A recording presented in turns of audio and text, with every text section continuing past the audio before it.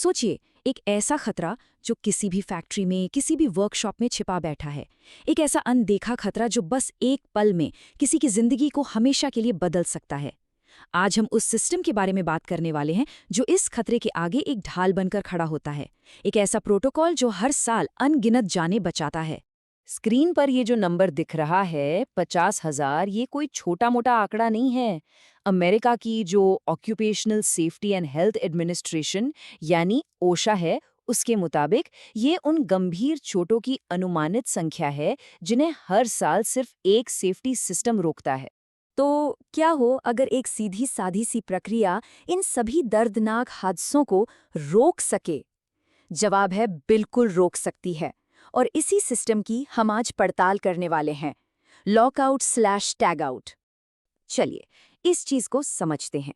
जब कोई मशीन बंद दिखती है तो हमें लगता है सब सेफ है, पर असली खतरा ऑन ऑफ स्विच नहीं है।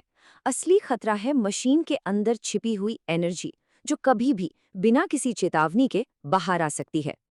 देखिए, ये छिपी हुई एनर्जी कई तरह की हो सकती है।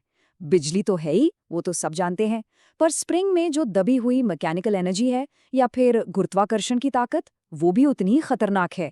हाइड्रोलिक या न्यूमैटिक सिस्टम का प्रेशर, केमिकल रिएक्शन या बहुत ज्यादा गर्मी, और यहाँ तक कि कैपेसिटर में बची खुची बिजली भी। इनमें से कुछ भी अगर कंट्रोल में न हो तो एक भयानक हादसे की वजह बन सकता है। तो इस अनदेखे खतरे से बचा कैसे जाए?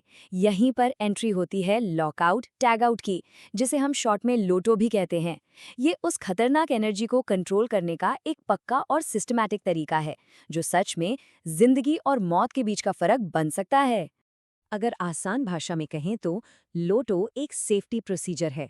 ये पक्का करता है कि खतरनाक मशीनें पूरी तरह से बंद रहें, और जब तक उन पर मेंटेनेंस का काम चल रहा है तब तक कोई भी भूल से भी उन्हें दोबारा चालू न कर सके। ये कर्मचारियों के लिए एक लाइफ सेविंग शील्ड की तरह है। अब लोटो में दो चीजें हैं, लॉकआउट और टैगआउट, और इनके बीच का फर्क समझना बहुत बहुत जरूरी है। जैसा कि यहाँ दिख रहा है, लॉकआउट में सर्किट ब्रेकर या वाल्व पर एक असली फिजिकल ताला लगाया जाता है। ये एक भौतिक रुकावट है। वहीं दूसरी तरफ टैगआउट सिर्फ एक चेतावनी का टैग है। इसलिए लॉकआउट को हमेशा बेहतर माना जाता है। ये सिर्फ बताता नहीं है, ये मशीन को चलने से फिजिकली रोकता है। तो ठीक है, इसे असल में किया कैसे जाता है? आइए लोटो प्रोटोकॉल को सही तरीके से लागू करने की स्टेप बाय स्टेप गाइड्स देखते हैं। ये एक पूरी तरह से तय 8 स्टेप की प्रक्रिया है। सबसे पहले तैयारी होती है, सारे एनर्जी सोर्स को पहचानना और आसपास के लोगों को बताना। फिर मशीन को नॉर्मल तरीके से बंद करके पावर सोर्स से पूरी तरह अलग कर दिया जाता है। इसके बाद जो ऑथराइज्ड कर्मचारी है वो अपना ताला और टैग लगाता है और बची खुची एनर्जी को निकाल देता है। लेकिन यहाँ सबसे सबसे जरूरी स्टेप आता है, 7वां स्टेप, वेरिफिकेशन।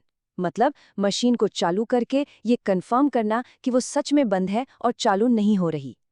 सिर्फ इसके बाद ही काम शुरू हो सकता है। और जब काम खत्म हो जाता है तो मशीन को दोबारा चालू करने का प्रोसेस भी उतना ही जरूरी है। सबसे पहले पूरे एरिया को चेक किया जाता है। ये पक्का किया जाता है कि सभी लोग सेफ दूरी पर हैं। और सबसे बड़ा नियम, ताला सिर्फ वही इंसान हटाएगा जिसने उसे लगाया था। इसके बाद ही मशीन में पावर वापस दी जाती है। थियोरी तो अपनी जगह है, पर असल दुनिया में इसका क्या असर होता है? चलिए भारत से ही एक रियल केस स्टडी देखते हैं, जो दिखाती है कि एक सही तरीके से लागू किया गया लोटो प्रोग्राम क्या कमाल कर सकता है।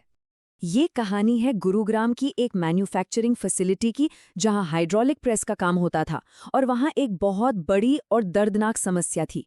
मशीन की डाई बदलते समय कर्मचारियों के हाथ कुचलने की गंभीर घटनाएं बार बार हो रही थीं। और फिर उन्होंने एक जरूरी बदलाव किया। उस फैसिलिटी ने एक मैंडेटरी लोटो प्रोग्राम लागू किया, और नतीजा, उसके बाद के 3 सालों में हाथ कुचलने की कितनी गंभीर चोटें रिपोर्ट हुई? 0, एक भी नहीं। ये शानदार तरीके से दिखाता है कि लोटो कितना असरदार हो सकता है। ये केस स्टडी लोटो की असली ताकत को दिखाती है। तो सवाल उठता है कि एक कामयाब लोटो प्रोग्राम कैसे बनाया जाए जिससे वो सिर्फ कागजों पर न रह जाए। चलिए जानते हैं। देखिए, एक अच्छा प्रोग्राम सिर्फ ताले चाबी का खेल नहीं है। ये एक पूरा सिस्टम है। इसमें हर मशीन के लिए लिखे हुए स्टेप्स होने चाहिए। सिर्फ ट्रेन्ड और ऑथोराइज्ड लोगों को ही इसे करने की इजाजत होनी चाहिए। ताले और टैग्स एक जैसे और मजबूत होने चाहिए, और रेगुलर ट्रेनिंग और साल में एक बार इंस्पेक्शन भी बहुत ज़रूरी है। ये एक कल्चर है, सिर्फ एक नियम नहीं। हाँ, लेकिन इसे लागू करना हमेशा इतना सीधा नहीं होता। असल दुनिया में कई मुश्किलें आती हैं, जैसे ये डर कि प्रोडक्शन में देर हो जाएगी, सही उपकरणों की कमी, अधूरी ट्रेनिंग, और सबसे बड़ी चुनौती, जल्दी काम निपटाने और शॉर्टकट लेने वाला कल्चर। तो इन मुश्किलों से कैसे निपटा जाए? कुछ ठोस कदम है जो उठाए जा सकते हैं। सबसे पहले उन मशीनों से शुरू करें जिनमें सबसे ज़्यादा खतरा है, जैसे कि प्रेस और कन्वेयर्स। मशीन पर ही विजुअल गाइड लगाएं, लोटो को कंपनी के स्टैंडर्ड ऑपरेटिंग प्रोसीजर का हिस्सा बनाएं, और सबसे ज़रूरी, अच्छे क्वालिटी के तालों में निवेश करें जिनके साथ आसानी से छेड़छाड़ न हो सके। तो आखिर में हम बस एक सवाल के साथ इस चर्चा को खत्म करेंगे। जब भी सुरक्षा और स्पीड में से किसी एक को चुनना हो, तो बस ये सोचना है, क्या कुछ मिनट बचाने के लिए किसी की जिंदगी दांव पर लगाना सही है? इस सवाल का जवाब ही हर वर्क प्लेस की सेफ्टी की नींव है।